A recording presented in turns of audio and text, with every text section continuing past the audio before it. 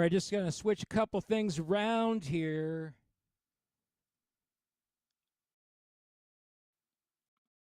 Bump my audio up. All right, and if you guys haven't shared it out, feel free to share that out tonight. If you're just joining us, you're here for another episode of the Indie Show. Tonight, our special guest is Sacha Hubert. Hubert. That's the right way to say it. Hubert. From Edmonton, Alberta, with the band called Slant. They're on our record label. Love these guys. Some great tunes. But first, before we get there, my co-host with the most, McKenna. Howdy. Howdy do. I do well. You do well. All right, I'm gonna just get that crackle pop thing going on again. What? Okay, give me 2 seconds. I'll be back. Are you going to come back? I'll be back. He gave me the Arnold Schwarzenegger I'll be back thing. In just a second. And there he is. There he is again. It's still there. I don't know. It disappeared where you went. You got a ghost in your system tonight, my friend. I don't know, man. I don't know. I don't hear a thing. This would be like, it sounds like old school radio. Well, there's nothing wrong with that. Get that crackle pop of the old school radio in the background tonight. Joining us from Edmonton, Alberta, we've got Sacha Hubert, and we're going to talk about that track and why that bass guitar is so fat. Hey, Sacha, how you doing? Hey, how's it going there? How are you? I'm doing good. Good to have you here. Oh, thanks for having me. So that bass track, you were telling us before the show that right. You guys, your producer used a recording technique on the bass guitar that gave it that growl. Right, yeah. Phil Anderson, he'd seen this before, so he was going to try it. Basically, what he does is he uses kind of an old speaker as a microphone. So it lines up with a microphone this big, right, that he put right in front of the bass amp, and it gives it just that really deep boom, boom. You know, it's really cool how he does that, and yeah, that's where that sound came from. Really cool. Yeah, and that where does that particular song sit in the history of the band? Okay, that would have been our second EP is where it's at, and probably the second or third lineup. You know, like we've had in the beginning, we had guys a lot come and go quite a bit. So this lineup we had lasted quite a while. Actually, it was pretty cool. And so we had Steve Harrison on bass at the time, not the one you're thinking of, but right. And yeah, and just a hell of a player. And so combine that with that recording technique, really cool. And you guys sort of hit the scene in the mid 2000s, like the late to mid 2000s, right? 2015 officially. 2015, yeah. Officially. So did you guys come together as a fusion of other bands? Yeah, I think everybody was doing something else at the time. Like I was kind of on break from doing things. I was mostly promoting other bands at the time, and you know, helping bands get booked and, you know, booking shows, that sort of thing. I was playing more agent and manager, and then all these boys that were from other bands just, we're putting this band together, like, and oh, you want to be in there, and then we started putting this band together, and then everybody who was interested dropped out, so it was just me and my buddy with this idea, and we're like, okay, well, we're still doing this, yeah, okay, so we went out and got other people and whatever, and got it going, and yeah, here we are. Really, yeah. So it's me and with this guy, Will Markstrom, who's guitarist in the band. Yeah. I forgot about all that you were doing like management and you were doing promotion and you were booking the band. And aside from that, getting ready to go in the studio and record your first EP. Yeah, we were doing all of that stuff. And, I mean, local bands mostly is who I worked with. And yeah, so we put this band together. And not long after, we did the first EP. It was more of our bluesy thing. The first one. I think it's your microphone, Sean. Doing what? It sounds like your phantom power, but don't worry about it. I'll mute you. And when you got something to say, just put your hand up. Problem. So you guys produced that album in 2015. Yeah. Or no, 2018, right? That was 18, that second one, yeah. Actually, both of them, the first and second one, were both that same year. One February and the other one around October or something. So the first EP comes out, and I'm just going to look at it really, really quick. This is the self-titled EP, 5 songs on there. That launched February the 1st, 2018. Yeah. Yeah. And there were five songs on there. This is an interesting 5 tracks on that first EP because there's so many different genres in there of music represented in that first 5 tracks. It's bluesy, and I mean, pretty much all our albums are gonna be kind of that way, right? Like, because most of our songs, not all of them, but most of them come from, like, I'll write a lyric and I'll have a tune in my head or something, right? And then I'll sing it a cappella and I'll send that to the band. And then I'll say, okay, like, what are you guys thinking? Because my whole idea is I kind of want them to have the tune in their heads, but I'm not going to go and start writing their parts. I want everybody to have their input in the song. Everybody feel like it's their song too. They have their thing. So a lot of the times that's how it starts. So I'll sing a song or something and I'll send it to the band. And then, okay, let's practice. Like, let me see what you've got, right? And then, I was thinking this, I was thinking that, and then we'll put things together.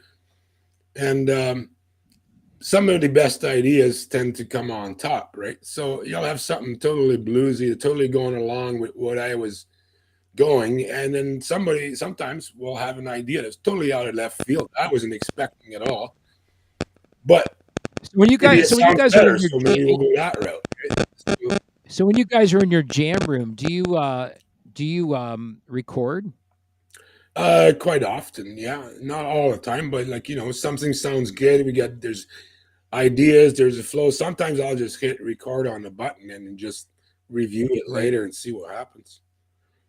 When my guys and I get together, we record everything. Every session gets recorded, and then we sit back in the second half of the session, listen to it back, and then we decide what tracks we're going to keep, right, and which ones we're going to. Because some of them are like we're just learning the song. Everybody's figuring out what they want to put into it, and hearing it back is really great because you can go,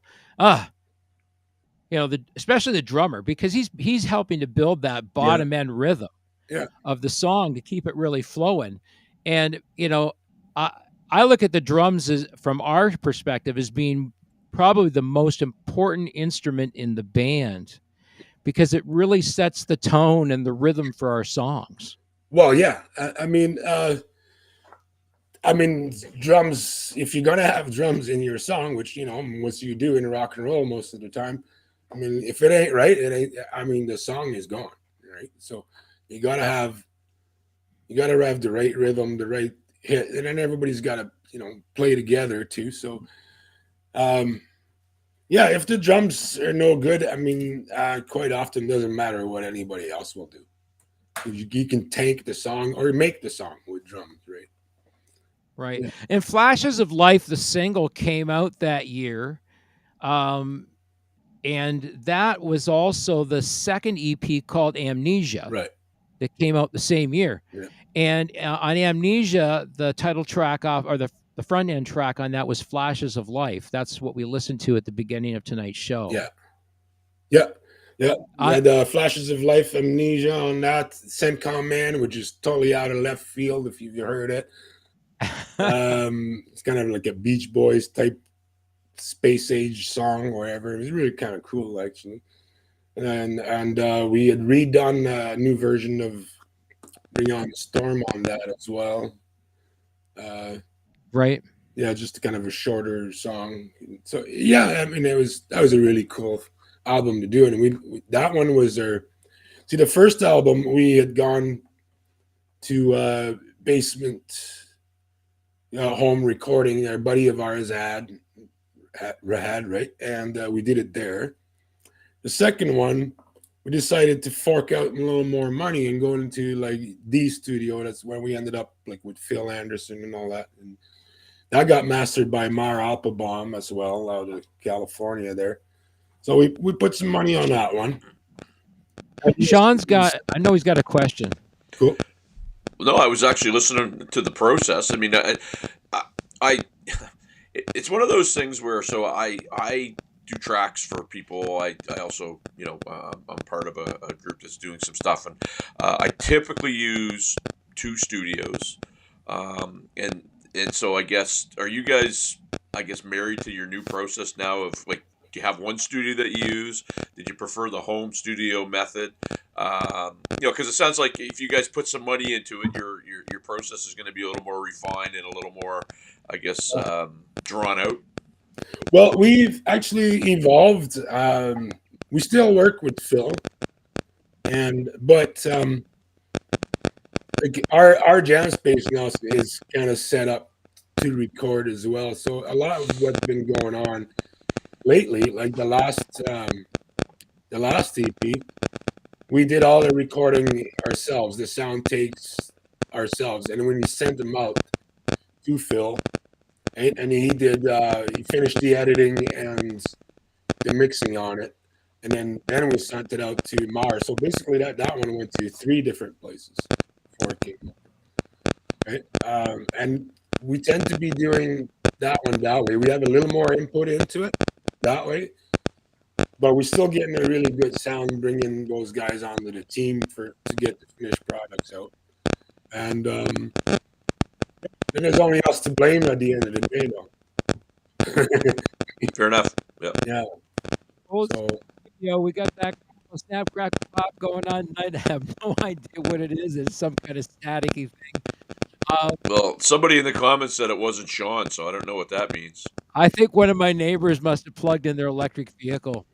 There you go. Big budget show here. Yeah. It's a big budget show. All of a sudden, my hydrometer's going. Yeah. Oh man. So those, and then fast forward a little bit further. So this all starts. You guys get together, 2015-ish. You put out your first EP in 2018, and then the second EP in 2018, and then you come out with Flashes of Life, which is a single off. It was on the second EP as well. Yeah, it was off Amnesia. Yeah. And then nothing again until 2021. Right. But there's a lot of stuff we know that happened in between those times. We're going to get to some of that because you guys had, a couple of misfortunes. You had a serious health scare. Yeah. There's quite a bit of things. I mean, we've had guys who moved on, so now it's bringing on new members and getting them up to speed. And then there's me dropping 65 pounds and fighting throat cancer. So, and singing kind of became a little harder to do. So, So I fought that. So not a whole lot happened while I was sick. The boys were still coming around though, and keeping the chops, sharpened up and playing and stuff like that. So that was cool. I'd go sit and listen. I mean, it's kind of cool to just sit there and listen to your band without singing or doing anything once in a while. Yeah, everybody's got to try that at least once. Kind of hard for a drummer, but you get a chance, you even try it.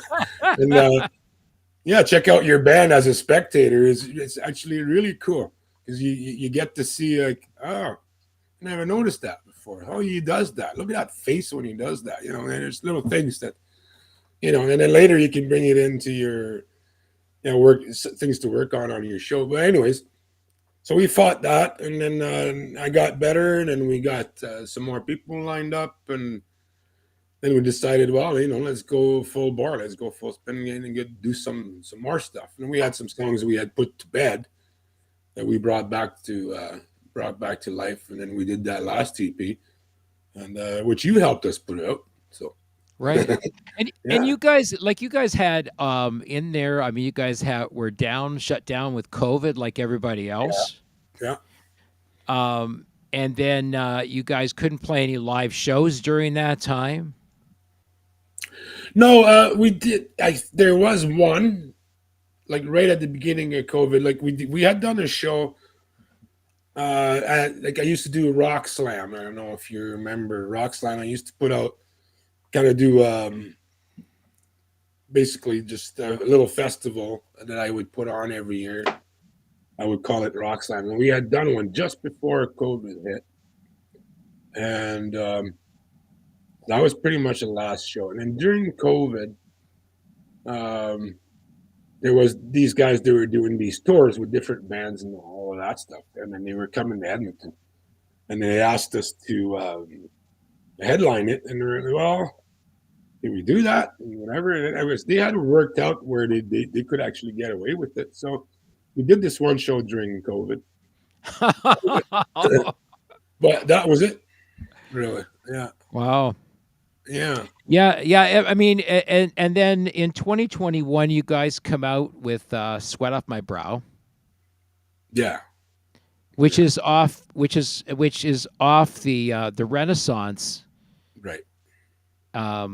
EP that comes out a little bit later on. Yeah. We took on. I had been talking to a lot of people in the business and stuff, and I thought I'd try something else. Cause a lot of bands are apparently are trying this out too, right? Instead of putting out EPs, albums, stuff like that, just put out a single every once in a while, every few months, whatever. Just stay current, whatever. So I'll give this a shot. Right. And Well, we're looking for people to add to our talent pool here at Anytunes Records. And Sean, you might not know this, but our friend here has a record label. I think you still have your record label, don't you? I do, but it's kind of been to sleep for a little while.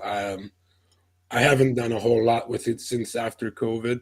To tell you the truth, since I got, I still have some bands on there. Their music is distributed through it, and that's about it. I haven't done too much with it lately. I think what we need to do is like just have you kind of meld into what we're doing here at Anytunes Records, and then have you join forces with Sean and me and Brent Durner, and we can start talking about things like I've been wanting to put together a promotion and booking directory for artists. Oh yeah.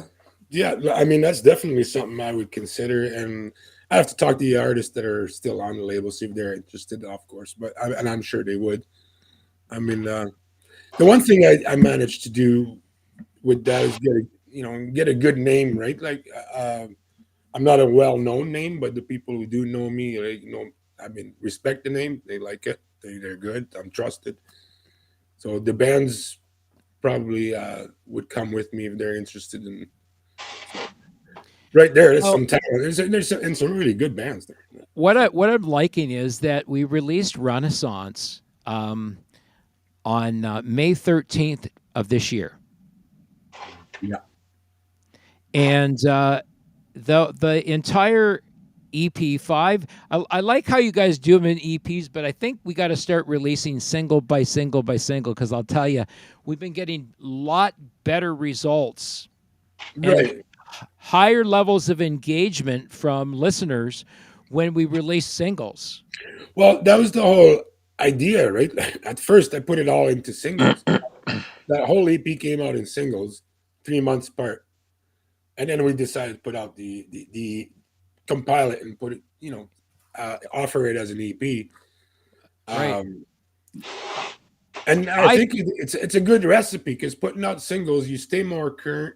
You're putting out things more often, and people are like, oh, here's that band again. Here's that band again. A lot of the artists we're working with that are releasing music in 2024 have already started working on their timetables, right, Sean? Yeah, 100%, 100%. That's the homework that I gave everybody on the label is, let me know what you're doing in 2024. Let's make out a timetable of releases so that we evenly space the releases so that we keep people engaged in your music, right? Right. That's an excellent idea. That was my thought. And I mean, I was talking to buddy there, Trevor, Ecoline Crush. That's what they're doing. Right. I mean, nevertheless, even the bigger bands are doing it now. So I mean, it's a good idea. Nevertheless, our launch of the EP in May 13th of this year has garnered. Let me see. I'm just going to do the math here really quick.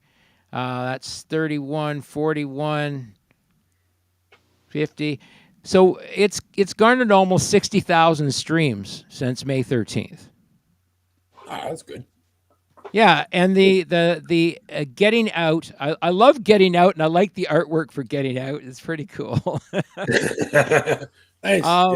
And Getting Out is it just topped 20,000 streams. It's at 20,690. That's just on Spotify.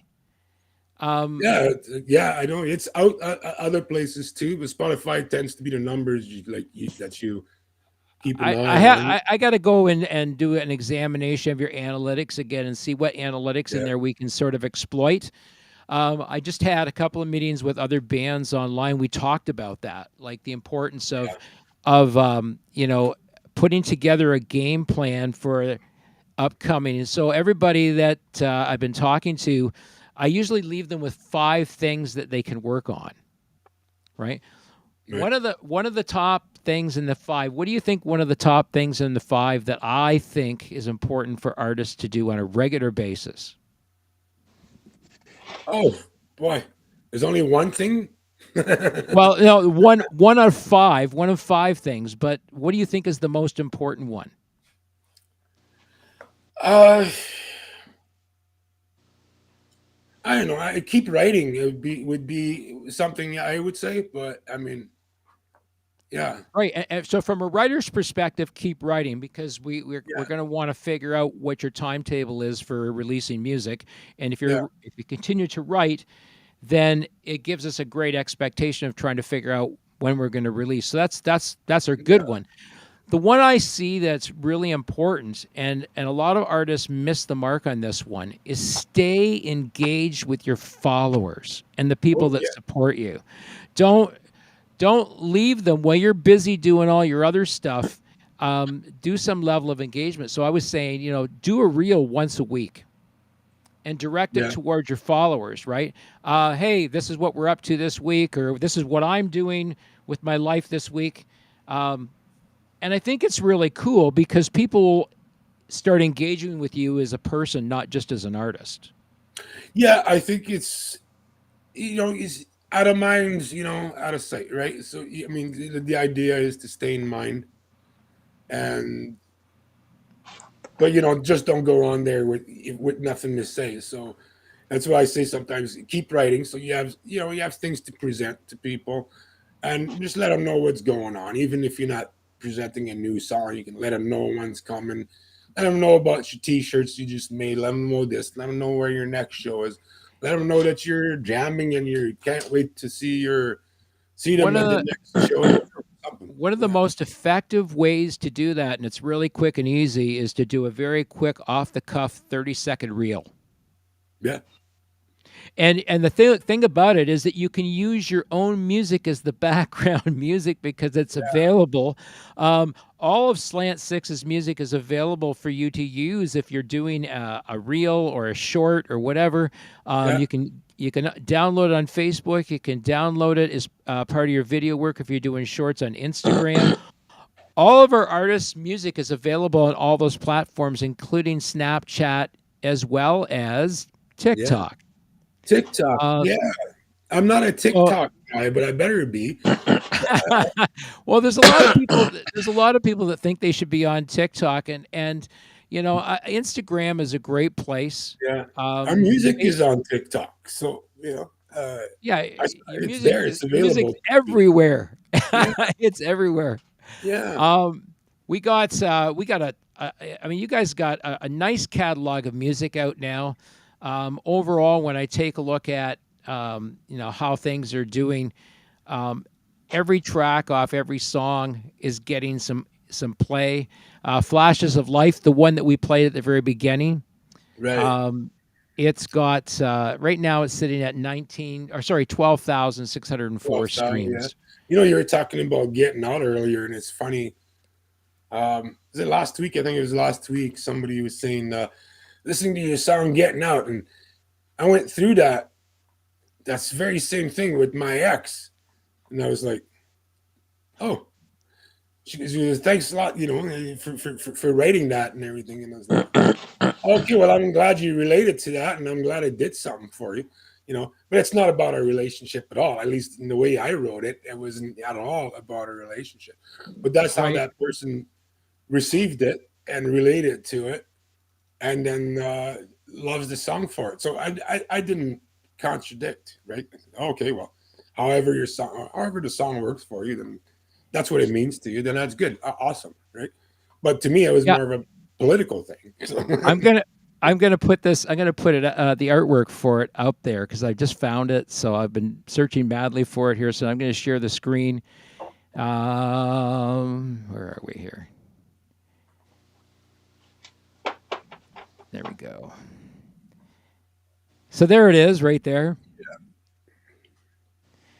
Yeah. Where did the concept come for that? I mean, I love the logo for the band. And we talked about the whole Slant 6 thing right from the very beginning when I first met you. And I said, one of my first cars was a 67 Dodge Valiant with a Plymouth Valiant with a Slant 6 225 in it. Right.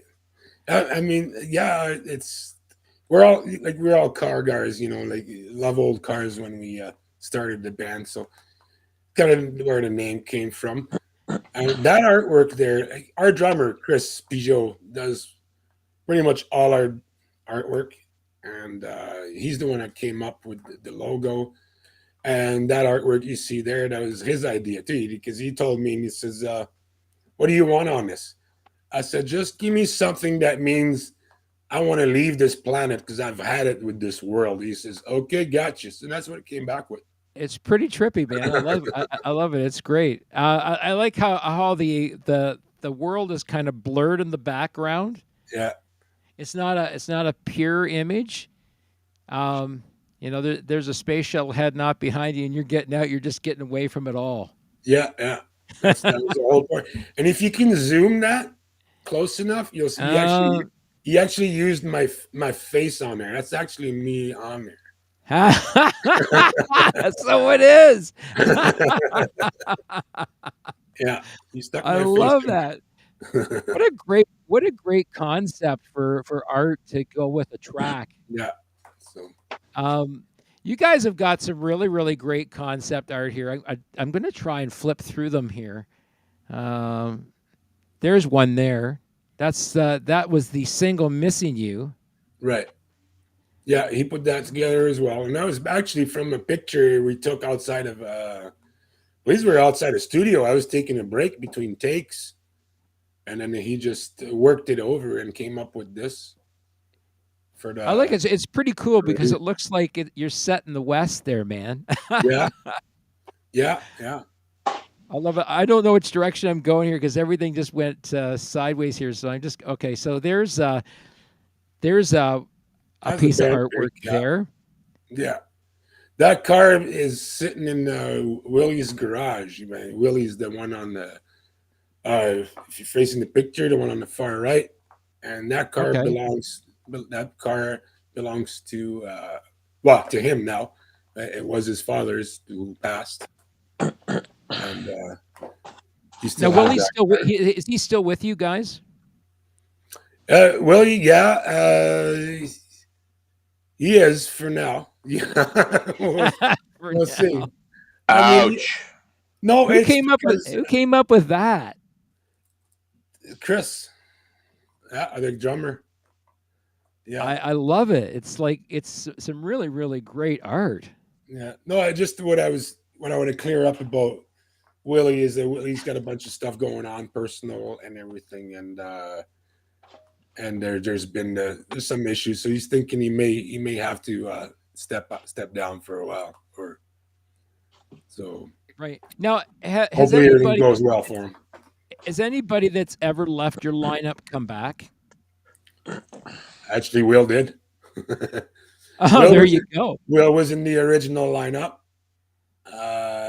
He left, came back, and now he may go again here yet. So he's a good buddy. I mean, he's the guy I started the band with.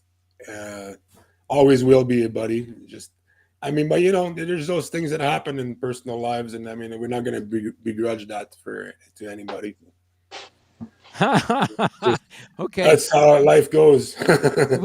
we got somebody on the line here. Yeah. Can you read that?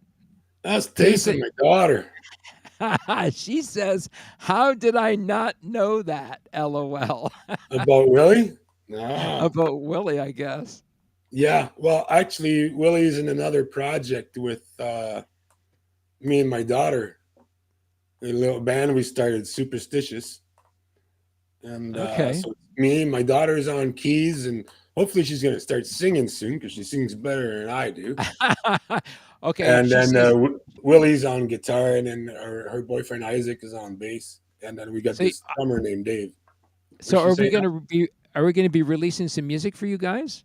Oh, about my face in the picture, she says. Yeah. Yeah.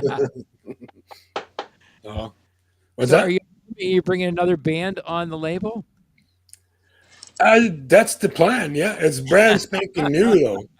It's brand spanking new. We've only got we got about 3 or 4 songs we're working on, and maybe one that we're happy with how it sits as it is. It's Right. it's brand new. There's a few other songs we're gonna work on, and yeah, when we're ready, definitely gonna have a talk with you. Cool to have your daughter on the recording with you. That'd be awesome. Oh yeah. I don't know if you've heard her stuff, what she was doing before with the other bands, and what she's still doing. She still has another project or duo with her boyfriend. There is really good. Right. You can hear some of that on Spotify as well. It's Quiet Talkers. If you want to look that up. And but she used to be in the Betty Alice Effect, which I'm pretty sure you've heard. And so that's over with. So yeah, I'm happy to have her with us. It's awesome. Yeah. Don't get to do that too often. Play with your daughter. We're going to talk about this piece of artwork real quick. This is off Spinning My Wheels. Right. And again, this artwork was done by your drummer, right? Yeah. Well, I took a picture. There's God, drummers are talented people. Yeah, it's me in the car. He's a graphic designer as well, right? So here, give that look now. Now give the look of acknowledgement, Sean. Yeah, I don't even need to justify or bring up or mention or whatever. You know what? If it doesn't ever have to be National Hug a Drummer Day. I love hugging my drummer all the time because he's such a great dude to work with, and without him, I see our drummer as being the most integral part of everything that we do. So yeah, that's it can fall apart right there, the drummer, right? So it's important. There's another piece of artwork I'm going to go to here. This is Sweat Off My Brow. I'm going to throw it back up on the screen for everybody there. Yeah. That is again a photo of you. Yeah, that's me with the famous hat. So I mean, you're the front man for the band. Right. Your instrument is your voice. Yeah. And you had a real health challenge not long ago, Right. because there was something going on with your voice because you had an illness. Yeah, throat cancer. Yeah. Yeah. So you and Bruce Dickinson, not Bruce Dickinson. Yeah, Bruce, he had it. Yeah. He had tongue cancer. He had tongue cancer.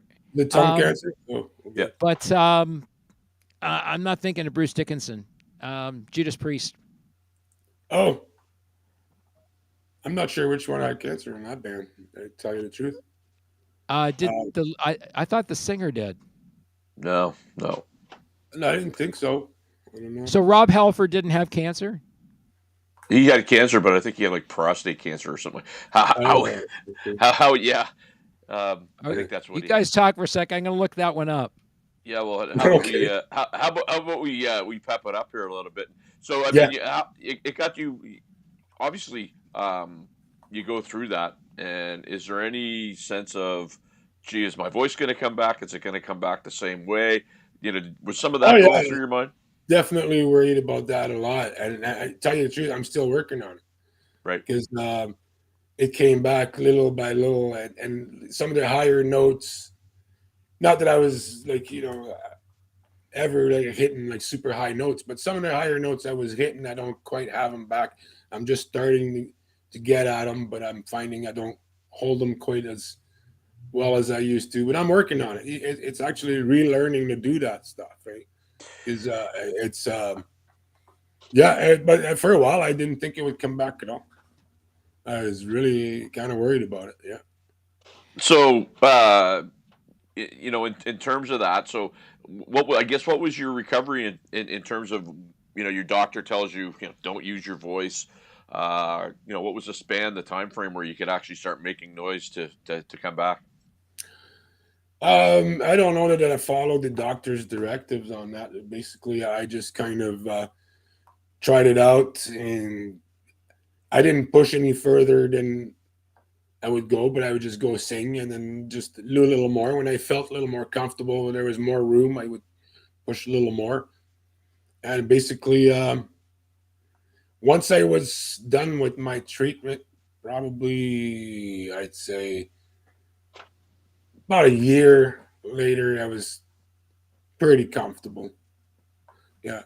It didn't stop me from singing before that. I think probably 6-7 months later, I was singing as much as I could, but so Bruce Dickinson actually did have throat cancer, right? And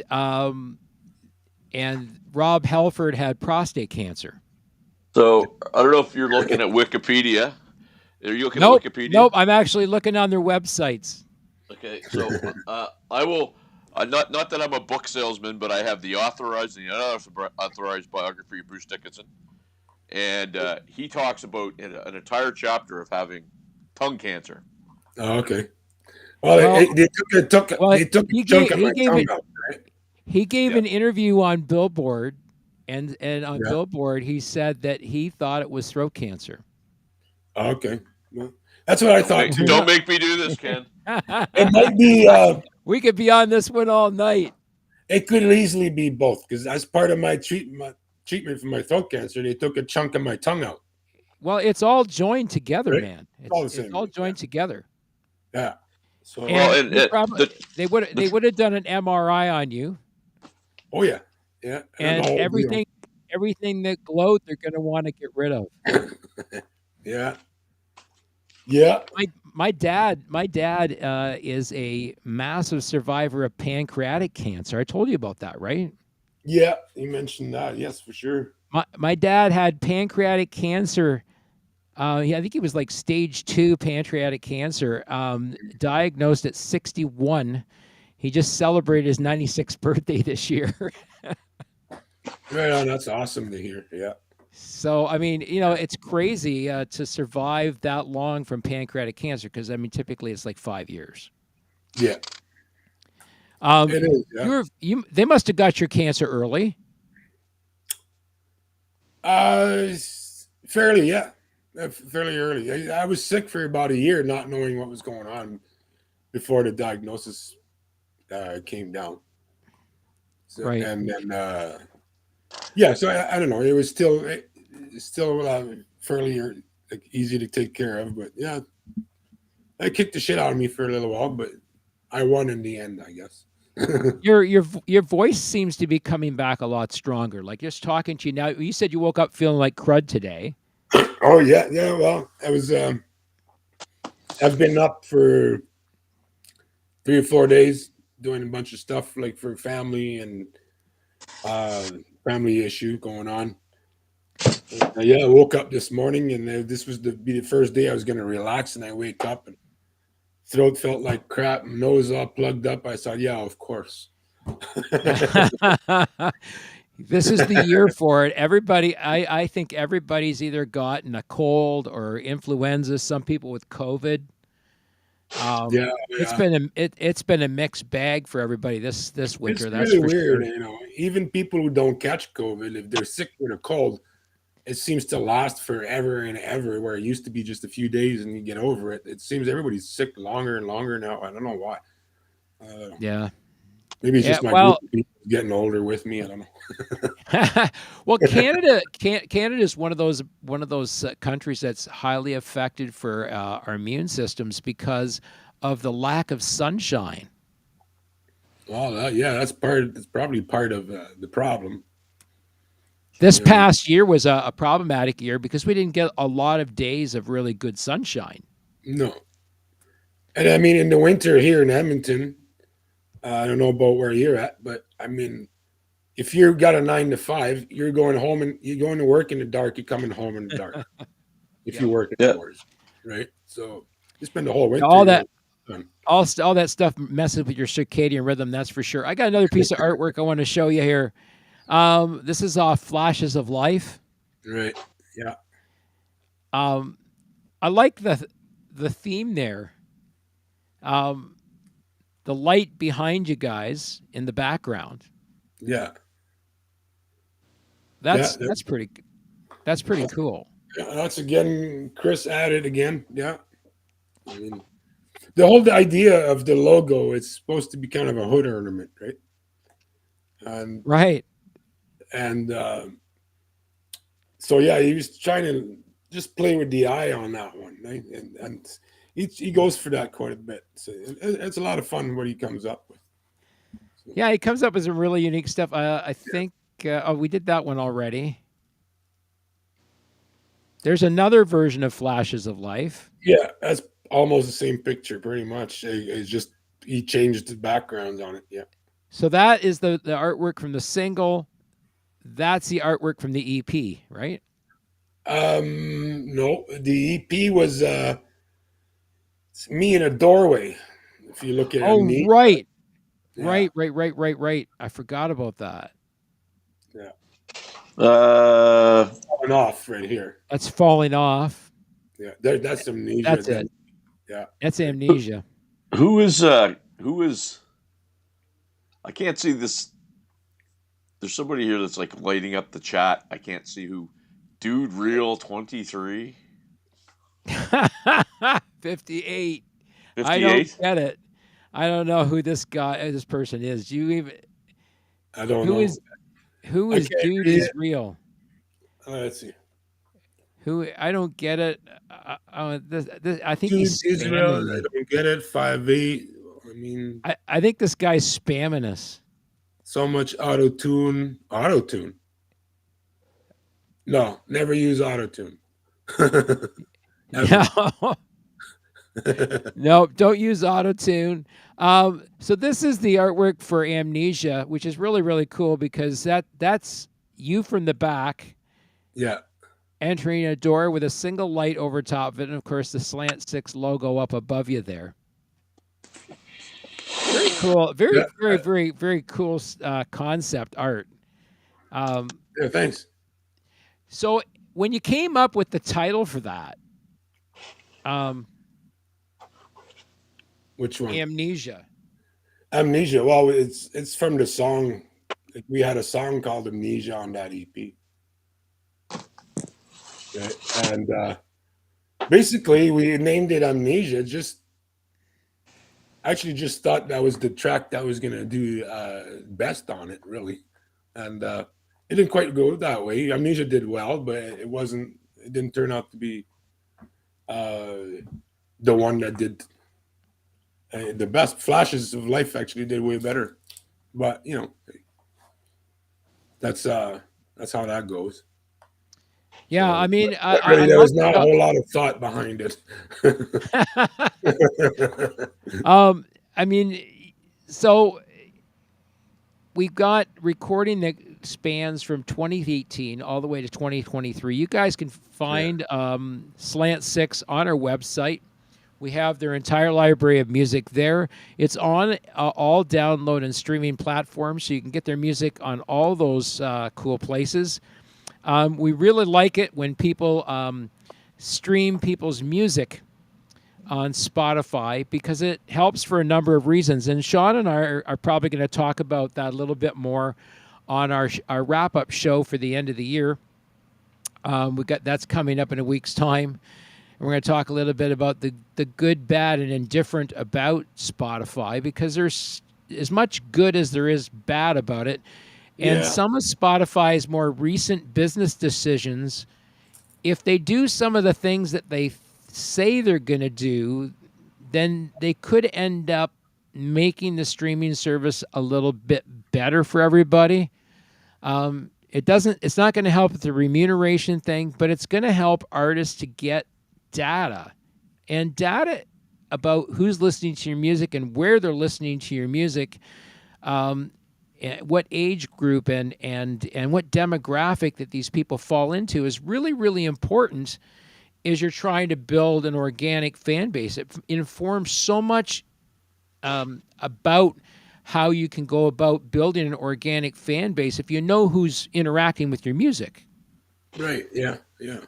I mean, I was just going to say, if I could just interject quickly, because nobody hated numbers more than me, and I'm hoping you hear that in my voice. And back when they started doing analytics and stuff, I was just like, really? Like, is that going to help the Leafs win the cup? Of course it's not. That being said, Ken kind of started talking about it, and I started paying attention to some of the analytics on my socials with my podcasts and all that stuff. And it is pretty cool because one of the things that, and I'll throw this out there just for consumption to see what you think. You're having maybe a particular challenge in a certain area, i.e., you're not getting support from a certain group in a certain area, but you find in some other analytical data that you go, well, but guess what? I'm getting a ton of support over here. You kind of forget about those people that are like not doing what you hope they will do, and you get to focus on the people that are, and you can push more stuff to them, and you start getting, as Ken says, that organic growth. That's what I'm finding. Yeah. I mean, I treat the analytics a lot like before they even started putting analytics in hockey. I mean, I grew up watching the original Six, right? And of course, there wasn't anything on screen. You didn't get the color commentary that you get now.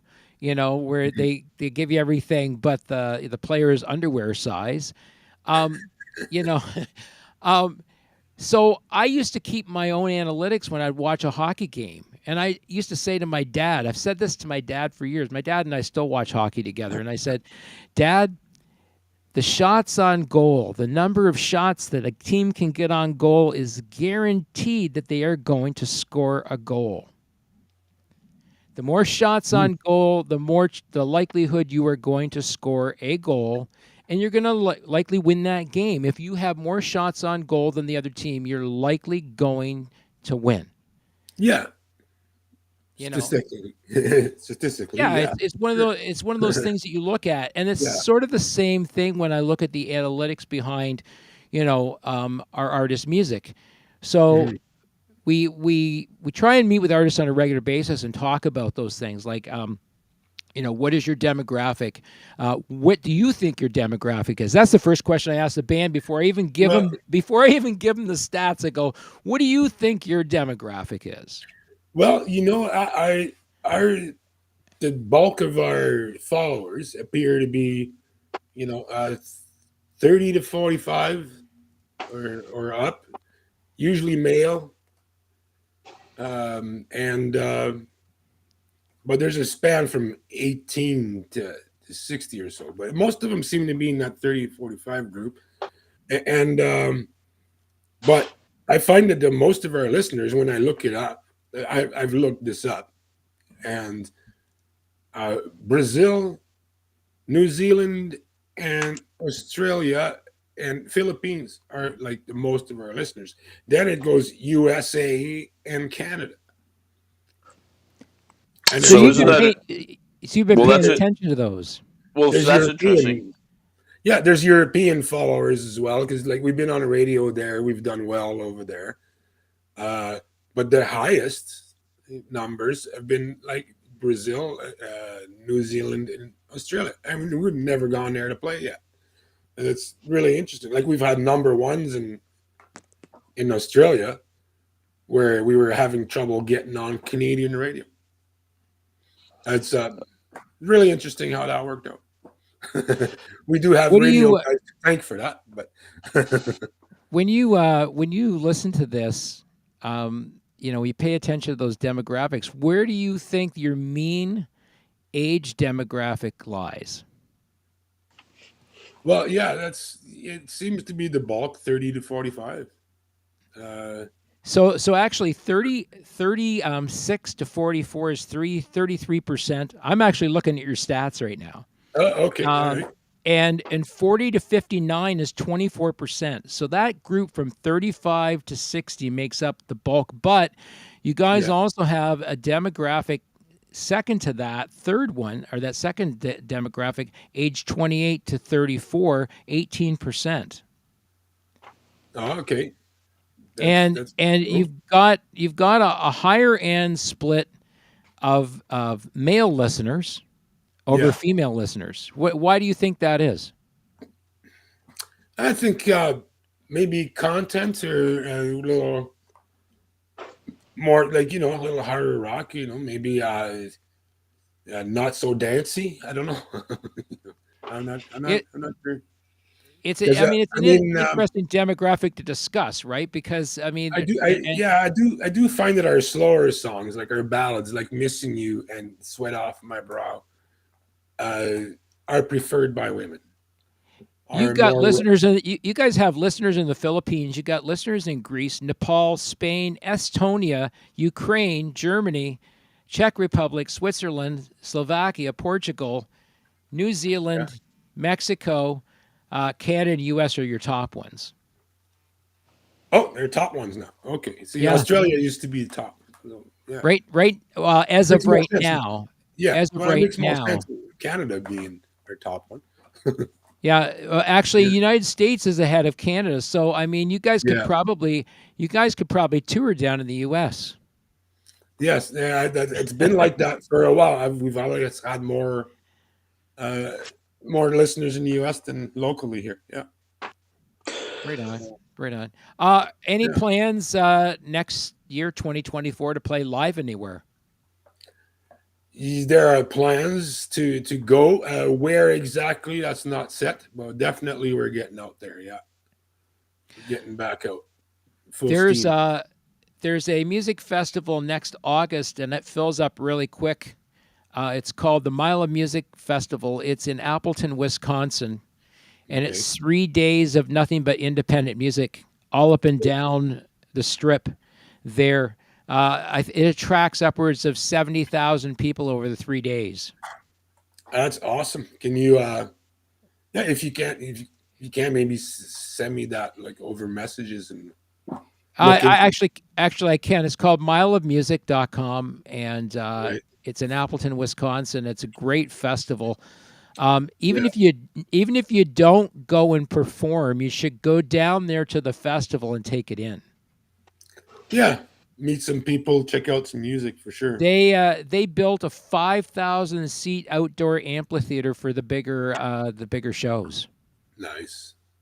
Yeah, and Yeah, it's it's really nice nice. to see like the people putting in that much for indie music and stuff, right? Because that's the problem with indie bands. If you want to get a venue like that, usually you're trying to open for a bigger band or you're not going, right? So that's nice to see that there's people out there doing these festivals for indie bands. You're seeing them a little more here and there popping up, small ones here and there. But no, it's Yeah, nice. there's pockets everywhere Yeah, of indie supporters. Wisconsin is a real supportive state, especially up in the Appleton, Milwaukee area up there. There's a lot of live venues up there to play at. But then the right. Wild Music, when it opens up, I think there's something like 50 different venues. So it's like being on front row in Nashville for 3 days. Oh, yeah, that'd be great. Definitely. Yeah. And I believe that back lines and stuff like that are provided, and it's kind of like a plug and play deal for the artists that play at the festival. So I'll send you the details on that.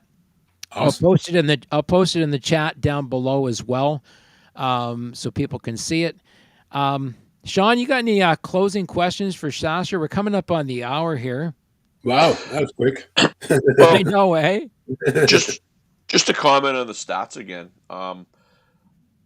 So when you mentioned the Philippines, New Zealand, Australia is another one, because when I pulled my stats up today, which I share with some people, those are three markets that my podcast added in a big way, which leads me to believe that those are markets that are untapped. I have some friends that live down there, and they all tell me that the music scenes down there are amazing. Great places to play, very supportive. And it's just it becomes stranger and stranger to me. Sacha, you mentioned maybe some of your audience isn't coming from your own backyard, which I tend to find too. And I'm to the point where I really try to get granular about where the people are coming from to support me. And I think it's a really important thing, because if you're not getting support in your own backyard, they might just have to play catch up. That's maybe Right. one of the things that I'm starting to find. As and I don't want to sound mean, but it's like you kind of got to go where the food is. You know what I mean? Exactly. And now we were talking about that, and we try to figure out, okay, how are we going to go and play in Australia in front of those people who apparently are listening to us or whatever. I mean, that's something for an indie band. That's a pricey thing, right? But I thought, if anything, COVID taught us, well, maybe we don't need that. Maybe what we need to do is sync in with their time zone in Australia.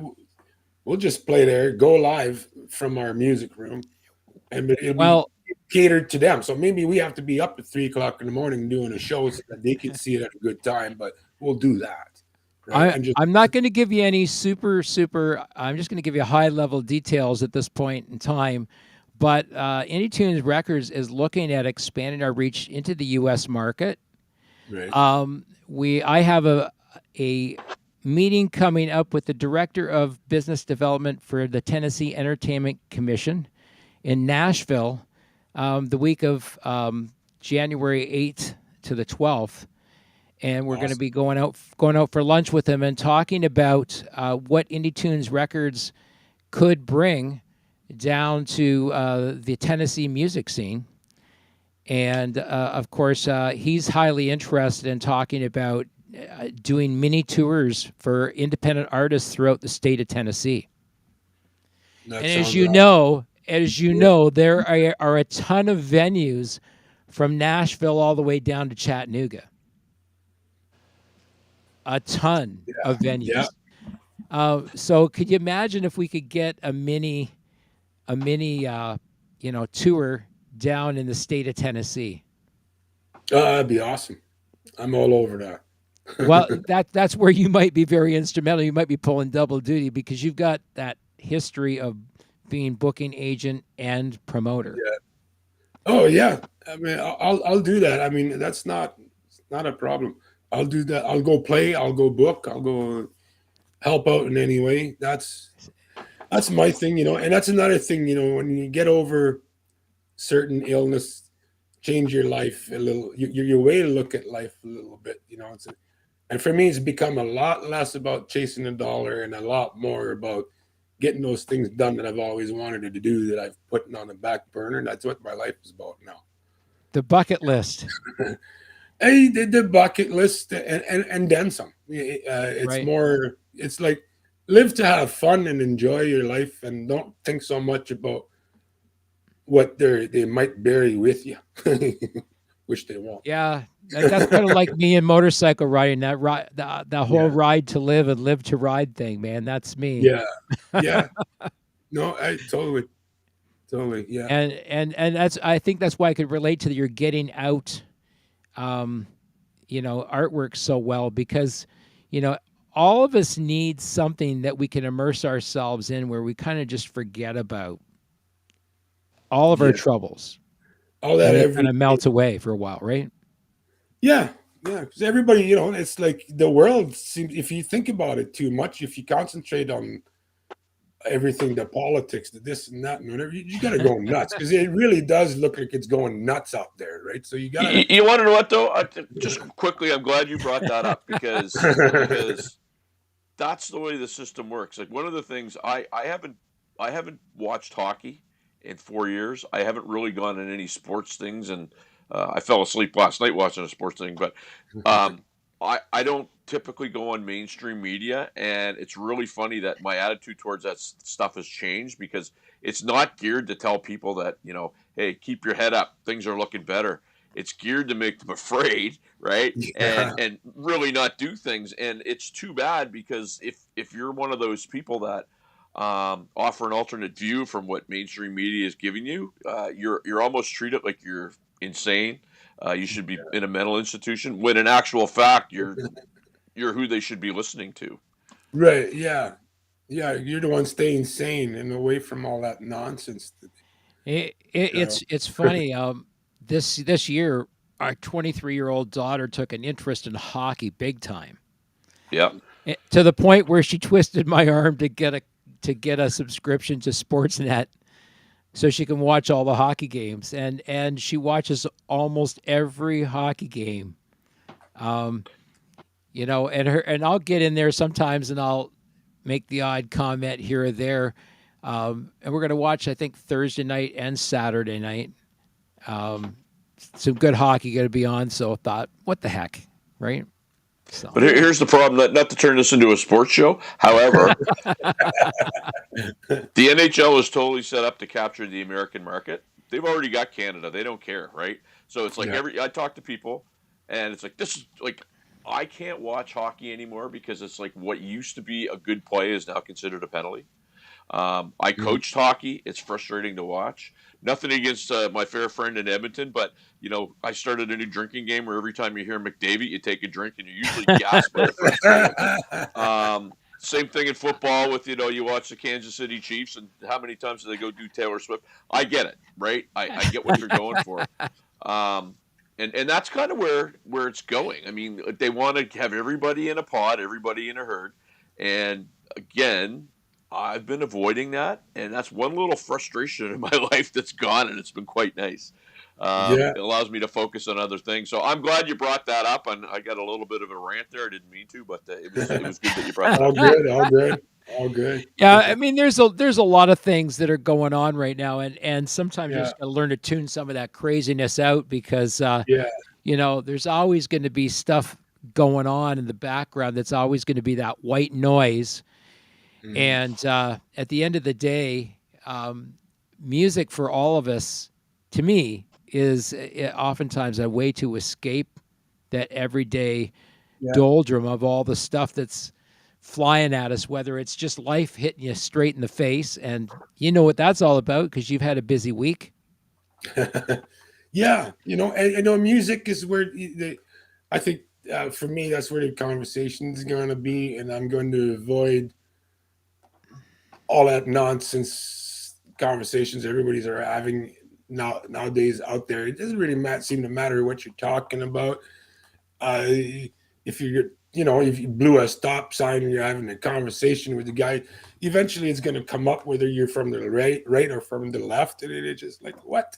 Everything is brought into this stuff all the time, into everything. You can't get away from it. And it's like, you know what? I'm just going to say what I need to say through my music. And then what I think is what I think. And I don't, whatever. It's, make your statement through your music. Make your statement through your music, and live your life how you want to live your life. Yeah, and enjoy it, because life is short. We only get one chance at this. Exactly right. Yeah, that's right. Well, listen, I want to thank you for joining us tonight, all the way from Edmonton, Alberta, Sacha, Hubert. Glad to do it. Glad you had me. I think we're going to have you back on again, because I think there's some conversations to be continued there. Sean, always a pleasure having you on the show, buddy. You add such great color commentary. Well, I try to. This is what I do all day long. And again, meeting folks like Sacha is great, because, there's so many different characters in this game, and some of them get exposed. Too many of them get exposed, and in my opinion, sometimes the right ones don't. So if I can help with that, I'm all in. Yeah, right. Sacha, if you're Sacha around kicking around next Wednesday evening, Sean and I are also going to talk about some bad actors. We're not going to name names, but we're going to talk about some of the bad actors that we've run into, and let people draw their own conclusions about those things. As always, this has been the Indie Show. That is Sacha. That is Sean. I am Kenny, and you are not. And this has been the Indie Show. Have a great